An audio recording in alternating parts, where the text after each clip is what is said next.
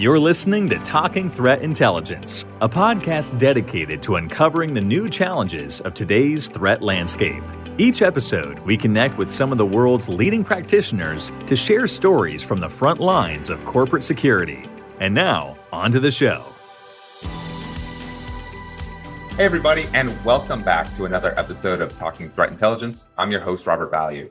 And joining me today is Sandra Stibbards, owner and president of Camelot Investigations.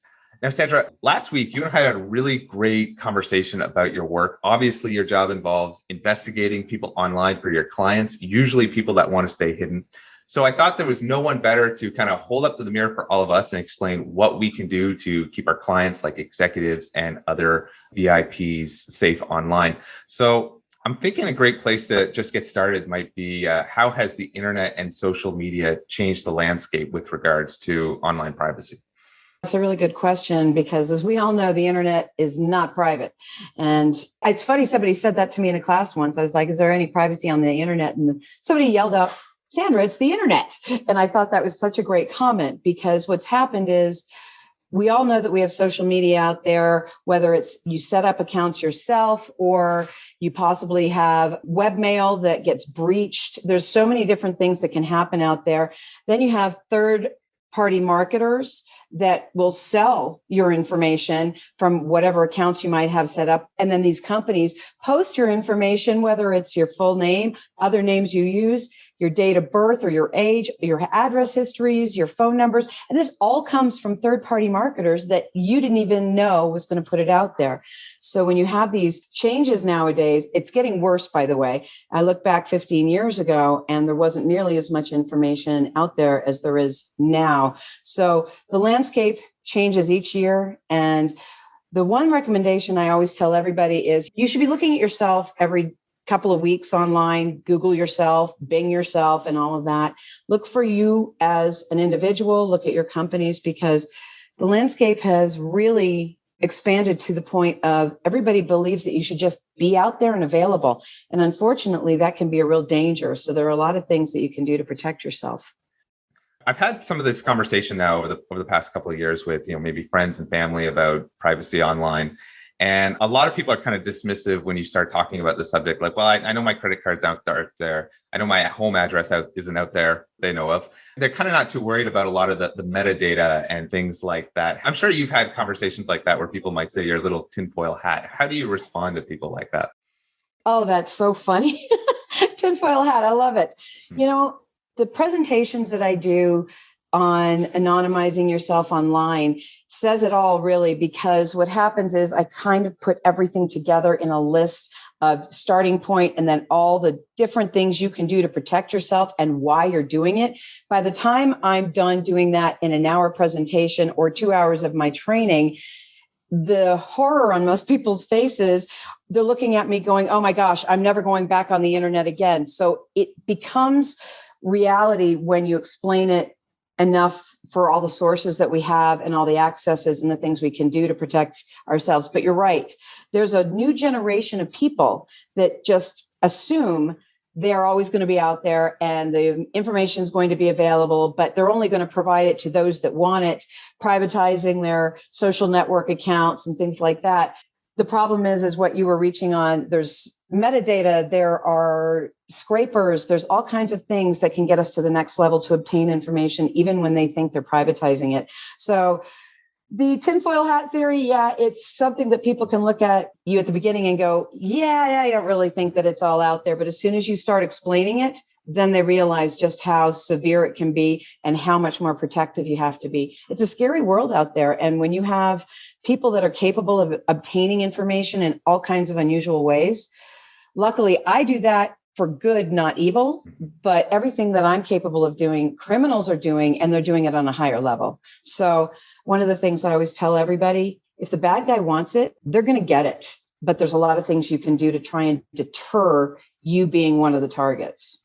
Well, and I think a lot of it too is, a lot of people just assume that they're not a target. They're just, I'm ordinary Joe, I'm ordinary Jane. And you don't know why a criminal might be targeting you. You might not even be that's the intended target. They might be trying to get to someone else, and having that information out there about yourself makes it, an easy way. And I've seen that too.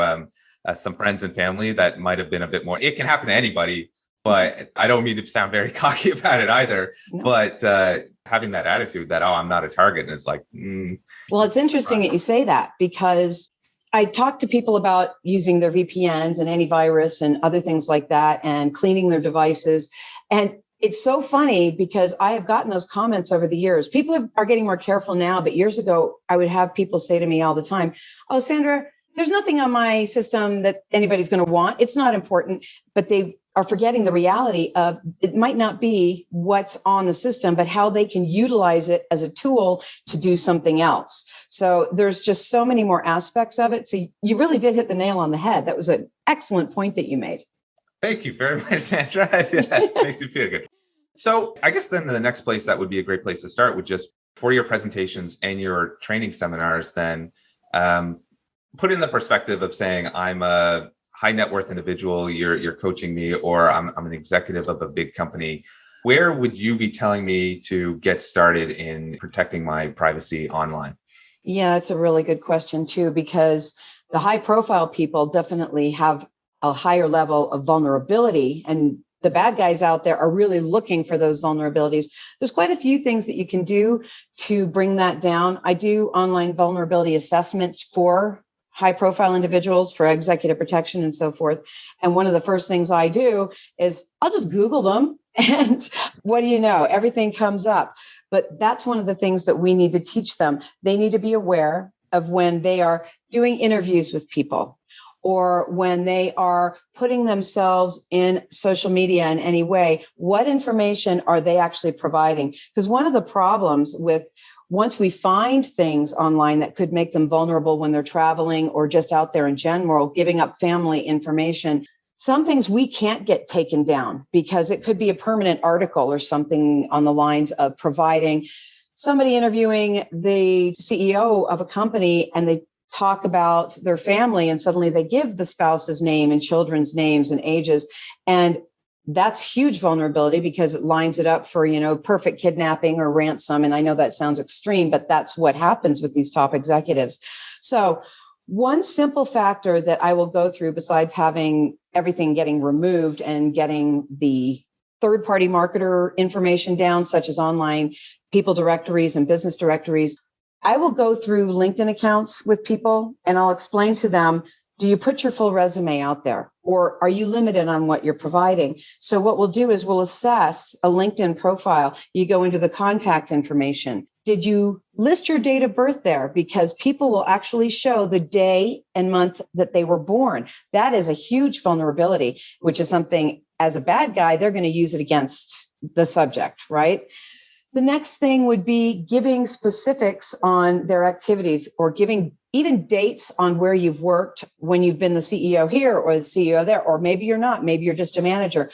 Giving specific dates of changes of titles and cities that you've been in can all be vulnerabilities. Limiting the details of your history of employment is massive.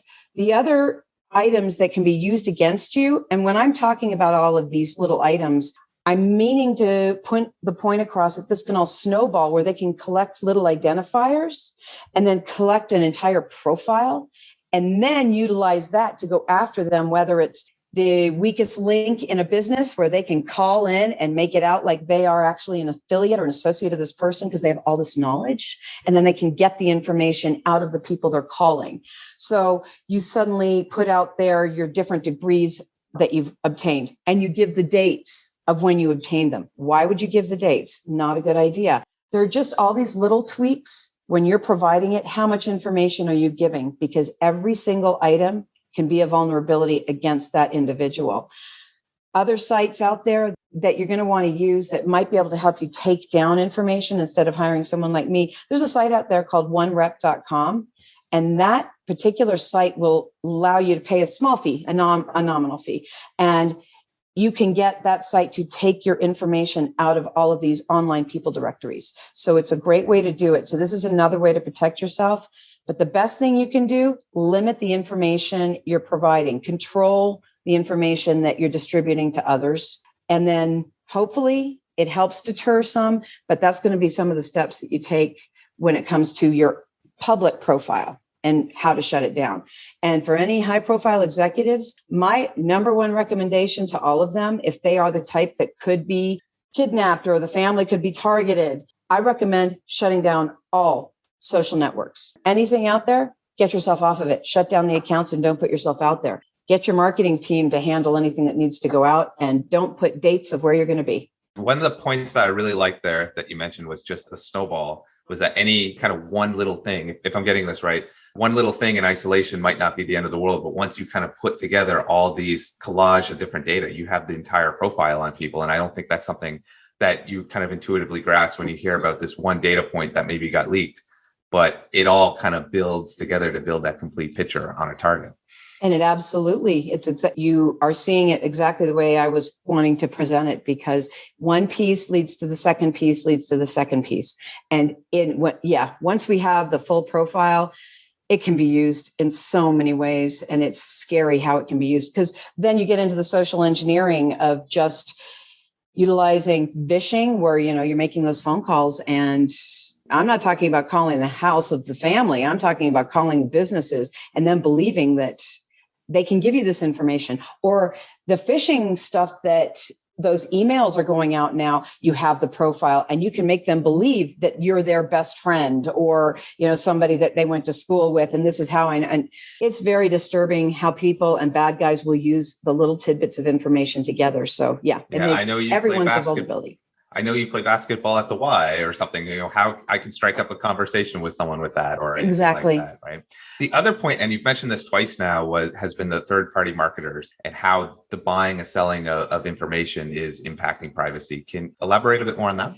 Yeah, what's happening is whether you're a newspaper account, your TV, your telephones, your mortgage or your rent, your credit cards, your bank information, all your subscriptions that you have has personal information. So what's happening is these companies have in their disclaimers at the end that you probably don't read and just check mark the box. Okay, I agree to your terms and privacy policy.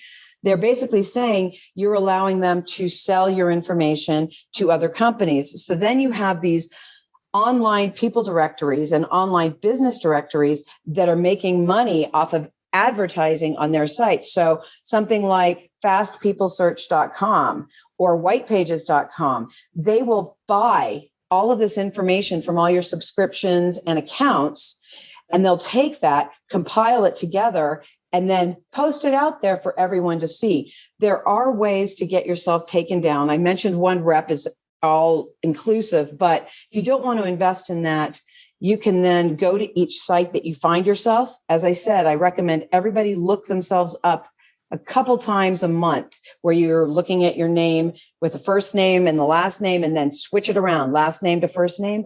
Once you find these online people directories, there's going to be options to remove your information. Some have a link that just click this to remove. Other ones, you have to go into their privacy page and then put the link of where your information is. And then they'll take that. And then you say why you want to remove it. And the key words to removing your information is going to be privacy protection, things like that, personal protection, privacy options. You always want to use the word privacy and consideration, protection, anything like that, letting them know that you're just concerned about your privacy. Or you could just say privacy concerns, and they'll usually take it down like that. There's some that will take a while to take it down. Sometimes it takes 7 to 10 days. There are other sites that'll do 30 days.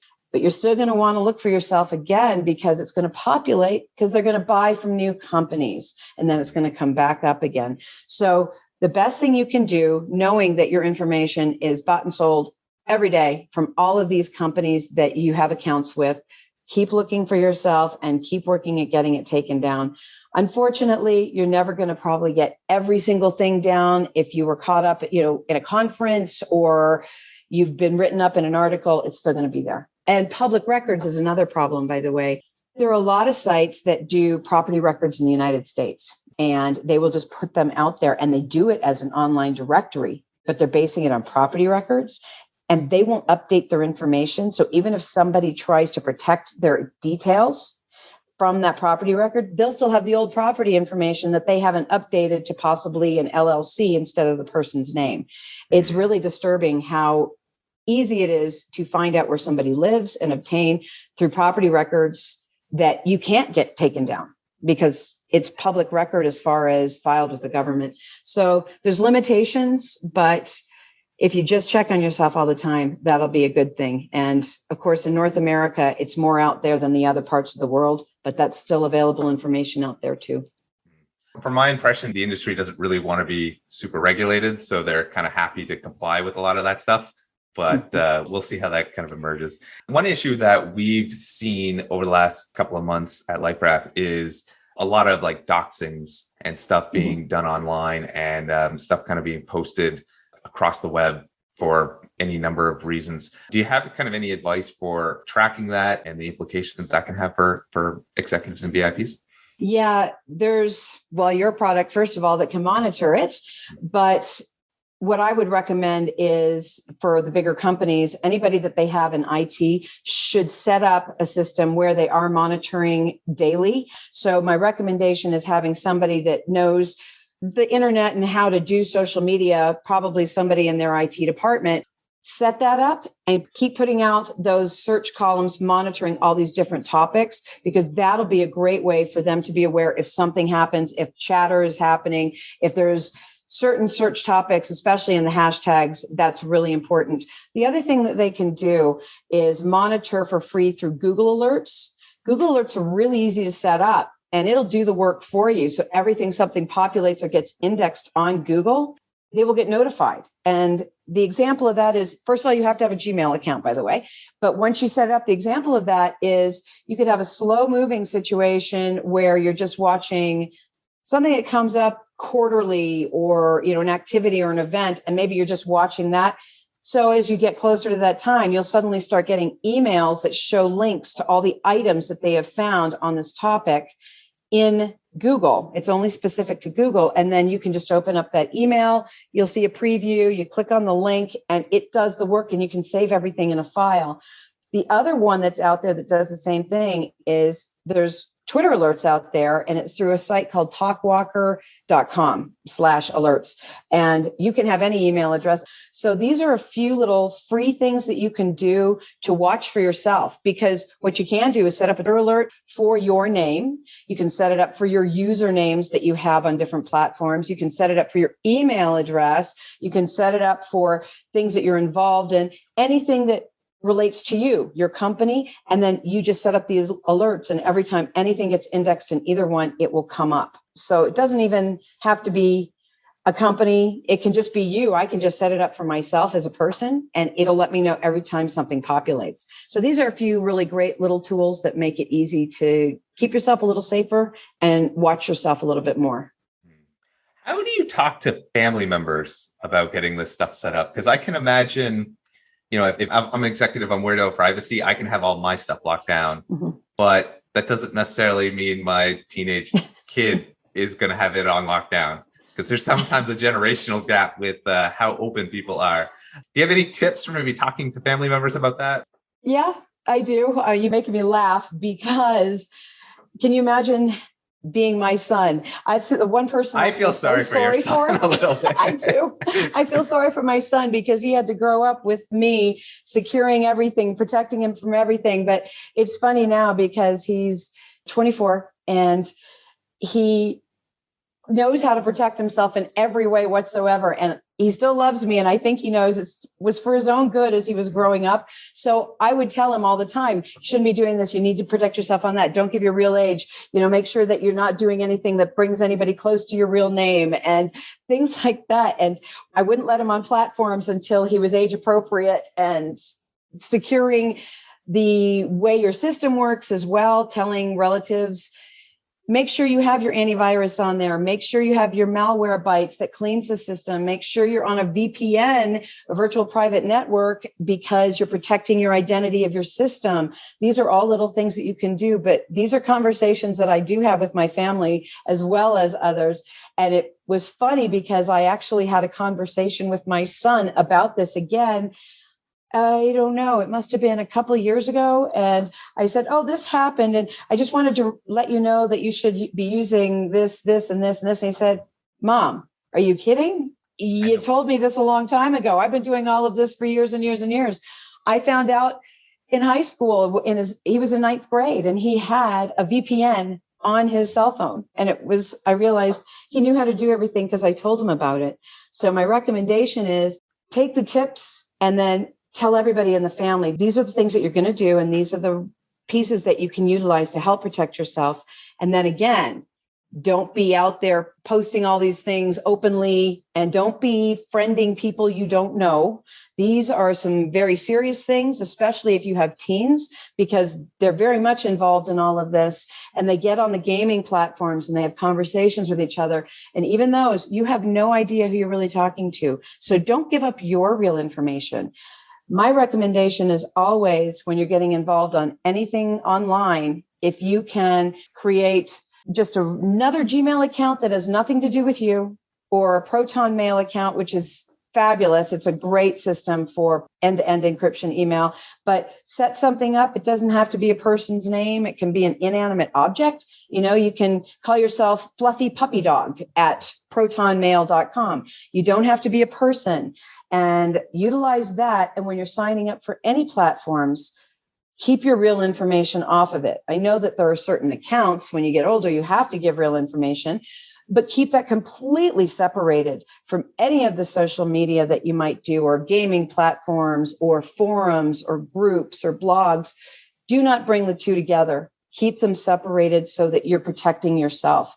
But I do tell family and friends, as well as colleagues, make sure that you're using a VPN at all times, especially when you go to those open networks. Say you go to Starbucks, or you're staying at a hotel where you use their hotel internet.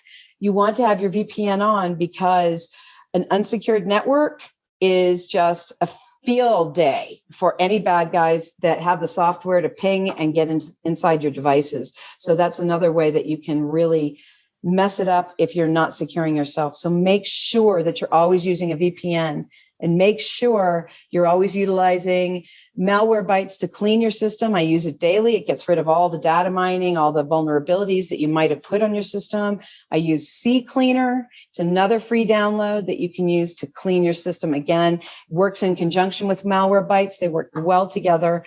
And always have an antivirus that's up to date. AVG is free. It's a good one. ESET is one of the popular paid ones. And if you are using Windows 10 or above, so I guess there's 10 or 11 right now, that actually comes with Windows Defender, and it's a really good antivirus, so you already have it. But remember, on your handheld devices and your tablets and iPads, you also want to be putting an antivirus and Malwarebytes on Androids. Those two can get both, and that will keep you safe. And the iOS platforms for iPhones, they do pretty good. But again, I'm always saying it's always a good idea to have an antivirus even on that. So I know I've given you a lot of information, but these are all the tidbits that I recommend. And I know it came from, what do I tell my family? But I tell this to my family and everybody. And hopefully it stays and instills. It'll protect them. Those are really good tips, Sandra. How do you find your balance between what I'm willing to put out there? Obviously, you're not a digital hermit. You're out and about doing things and running your business. How do you find that personal balance? Because the criticism I hear from a lot of people on the privacy stuff is, well, I want to go out and I got to be able to do things. I can't just disappear from the internet completely. So where's your balance for that? We all have our own way of doing things. And for me, I have one way of protecting myself. And then we all have to make our own choice how much information we want to put out there. It's a really good question, because going to LinkedIn, for example, when I go through it with people, and I talked about it earlier, we go over the little tidbits of what are vulnerabilities, and each piece being a vulnerability. And then they have to make their own choice of what they want out there and what they don't want. And I point out to everybody, I put out huge vulnerabilities on my LinkedIn page by listing all the locations I'm going to be, where I'm speaking and where I'm training. So it's a personal choice for me on how much I put out there. Then on the other hand, I do what I can to separate my business from my personal world, and I really don't allow them to cross over. So my recommendation to people is to let them know it's always going to be a personal choice how much you want out there, but you can educate yourself on what would make you vulnerable. Because we have to put ourselves out there and we have to do business. But there are things that you can do. For example, I do what I can to not have my image out there. I protect myself in that aspect. It has to do with my work. So I'm always looking for images that somebody might put out. And by the way, high profile people, I always recommend to do whatever you can to keep as many images of you taken down. But again, it's a personal choice. I managed to do it just by trying to separate the personal world from the business world and limiting the details of myself out there, but still having to provide some. The other example on my LinkedIn profile, so I'm huge vulnerability. I'm willing to put that out there. But on the other hand, I don't provide any other information about myself previous to my company. It's Camelot Investigations and all my speaking. And that's January of 96 to date. And there's no previous information on experience. And I don't list my degree out there. I don't provide my BA information. So I'm limited on that. So that's one way to look at it. Yes, you're going to be out there for your business, but you don't have to give every detail. And that's how I'm careful about it. And that's my balance. Well, I think it's like, it comes back down to the point you made about education. It's one thing to say, like, we can all find our different balances, but a lot of people, it's putting information out there without any type of background as to why they're doing it, or even if it needs to be out there at all. And that's kind of where I kind of get back to in a lot of the conversations I have with people. It's like, don't go tinfoil hat digital hermit, but you should know why that's going out there to begin with, right? Or how that could be used, and then make a more educated decision from there. That's exactly it. I recommend that everybody get training. Everybody get some education, get some background, educate yourself. You can go onto free platforms like YouTube and find things that will help you on how to secure yourself online. You can go to trainings like mine or listen to presentations like mine that really educate you on understanding what is available out there and what you can do to make it not quite so available. So yeah, you made a really good point there on just being educated in it. And that's part of, I think, going to any kind of training. You learn what's available and you learn what's not available and how to go about it. And if people can get themselves some background on understanding how available information is out there and what they can do to secure it, I would recommend it daily. So, but like I said, you can find things like that for free on YouTube or take classes, and it's worth every minute. I can promise you that. All right, Sandra, let's take this thing home. What's the main takeaway you want listeners to remember from our conversation, and how can they get in touch if they want to reach out? The main takeaway is to secure yourself with a VPN, secure browser like Firefox, private Windows, something like that. Make sure that you're not putting your personal information together with your main activity online. Try and separate them, and always audit yourself online. If you're looking for that, you'll be good. Make sure you have an antivirus and Malwarebytes and CCleaner to clean your system. That's the takeaway, to secure yourself. And if anybody has any questions for me, my cell phone number is 888-584-3393. It comes straight to my cell, I should say. That's my toll-free number. My email address is sandra@camelotinvestigations.com. And I have two websites. My main investigations website is camelotinvestigations.com. But if you're interested in any presentations or training, I have my open source intelligencetraining.org website, and you can go there, read about it, and go to my upcoming events page. And so I really appreciate it, Robert. This has been a lot of fun. It was. Sandra, thanks again for being on the show. Thank you. Again, that was Sandra Stibbards, the owner and president of Camelot Investigations. Thanks again for listening to Talking Threat Intelligence. Never miss an episode by subscribing to the show on Spotify, Apple Podcasts, or wherever else you listen to episodes. And if you'd like more insights on building a successful threat intelligence program, be sure to check out our resource page at liferafinc.com/blog. That's liferafinc.com/blog. And I hope you tune in next time.